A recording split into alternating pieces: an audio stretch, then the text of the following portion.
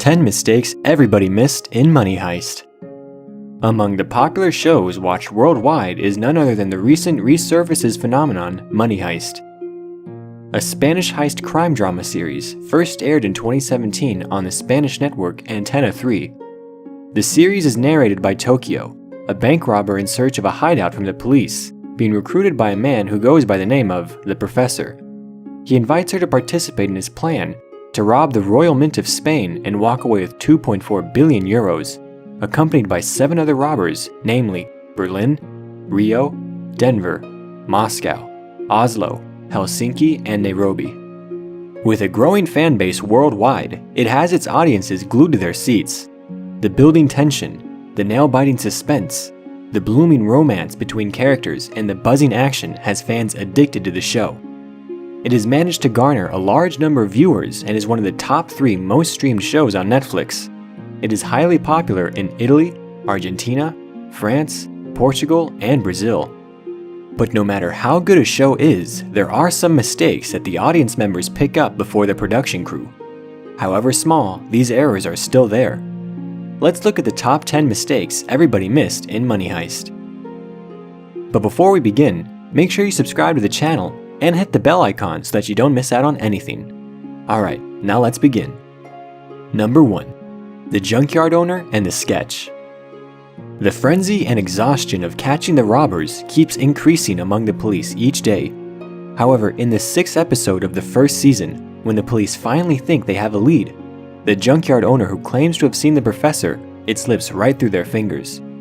The junkyard owner sits down with a police officer to draw the professor's sketch, but when he is threatened by the professor through a transmission in Russian, he proceeds to erase the almost complete sketch, and surprisingly, the force doesn't even try to get it back. They storm at him and tell him to leave. Having a crucial witness against the mastermind behind one of the biggest heists the country has ever seen, and letting him go because he claims to know nothing, even after almost completing the sketch, does not make sense. Some fans on Reddit even joked about how dumb the officers were when they didn't even try Ctrl-Z to retrieve the deleted sketch. Number 2. The plethora of jokers flooding the hospital. In the 12th episode of Part 2, when the police set up a trap for the professor by luring him into the hospital that Angel has now awakened from his coma, the professor, whose fate now lies in the hands of Angel's consciousness, needs to confirm the news. But since he's a highly suspected fugitive, he hires dozens of people dressed as clowns to create a diversion for his investigation. Where did he even find this number of people who showed up in clown costumes for an acting audition at a hospital? And even when he makes it there, he walks towards the desired room unsuspected, uninterrupted while other clowns are being pushed away.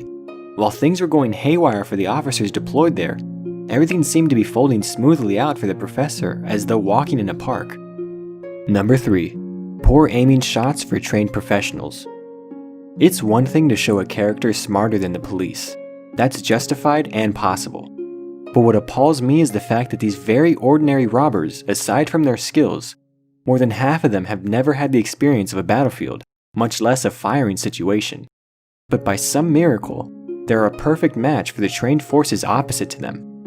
When Denver takes Moscow to the roof, along with hostages disguised in the same attire, he hands a fake gun to Arturo, and the police fire at him, mistaking him for one of the robbers. Reading from Arturo's body language and the way he held the gun would have been enough for professional profilers to know that he wasn't one of the robbers.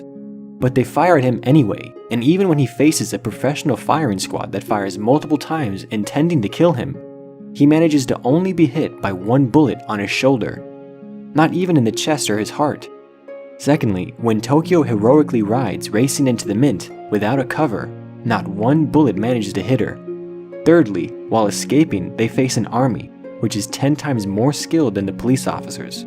Still, don't injure any of the members until Berlin willingly gives himself up. Number 4. Raquel's love for the professor. Even though the cop eventually joins the gang, her character was a disappointment throughout the first and second parts. Officers assigned to such a case must be skilled and highly professional, not to mention that they fully understand that the cases are confidential until their exposure to the media. She willingly shares her updates with her new love interest, which she's only met a few weeks ago, sharing very intricate details. Moreover, even after she discovers the real identity of her boyfriend Salva, instead of arresting him immediately and taking him to the precinct, She drives away from the city with him to interrogate him, as a way to justify her guilty feelings. She even makes him take a polygraph, which has quite an impact on her. She compromises and sabotages the investigation of the case by letting him go anyway. Number 5. The escape tunnel was dug too late. If the professor had intended for them to escape through a tunnel, why didn't they start digging right away? This would have bought them more time to escape. The crew plans for the heist for about 5 months, but how can they not focus on the escape route? What they could have done beforehand was dig from the professor's side. Having dug that further, it would have been easier from the Mint's side. The reveal of the tunnel was a catalyst for suspense and assuring the safe route for the fans' beloved characters. Although, if they'd have done the digging from day one, they wouldn't have needed the hostages to move their money to their escape vault, leaving them completely oblivious, and the police would have had to look around for themselves. Secondly, they should have bombarded the stairs leading to the escape vault. All the more ways to slow down the forces from getting them and providing them with an efficient amount of time. Number 6. The handcuffs on Gandia were open. This was a directing mistake. While filming a scene in Part 4's Episode 3, when Palermo beats up Gandia in sheer anger, Gandia's handcuffs weren't even closed. Although these mistakes can only be seen if you have a very keen eye, or you just happen to pause the episode right on that clip, or if you love to watch in very slow motion. We see Palermo blatantly beat Gandia until Nairobi yells at Denver to stop him. The screen then shows a bloody Gandia, whose hands are tied to a handle and cuffed. While there's one scene where his hands are perfectly secure, the other scene shows his handcuffs coming off loose as Palermo strikes him with his cane. Number 7. Gandia being superhuman. Okay, if we take in the fact that Gandia was a highly trained individual having the experience of a lifetime, working with black ops, etc., how is it possible for him to escape each time unharmed and uninjured? The first time he escapes with the help of Palermo by dislocating his wrists, he is not affected in the aftermath and continues his advances towards the team easily. After being discovered by the team, he is chased down by them, and bullets are fired towards him multiple times and not one strikes him. Fans on Reddit were furious at how he was exposed completely and in the gang's range of fire, but not one bullet hit him. Moreover, how can a skilled assassin not know how to escape handcuffs or dislocate his wrists? Number 8. The main asset is not contributing to the plot. When you think of the robbers having an upper hand against the state in Season 4, you probably thought that the initial episodes that it must be the governor, but ironically the robbers never played this card. They spend a whole episode looking for the hidden panic room, but not one of them suggests asking the governor themselves. The governor sat there being useless. If anyone on the team had even looked at him, it would have dawned on them to use him against Gandia, who ended up killing Nairobi. Number 9. Palermo claiming his love for the plan, but messing it up. In flashbacks when Berlin, Professor, and Palermo discuss the plan, he swears his love for it and his dedication to the plan. He even says that he would betray the Professor, but not their heist mission. But when the team entrusts him with the hostages, he, like a little idiot, focused on his petty issues with the team, lets the man loose, who is most likely to endanger their mission. It wasn't like Gandia was begging to be released.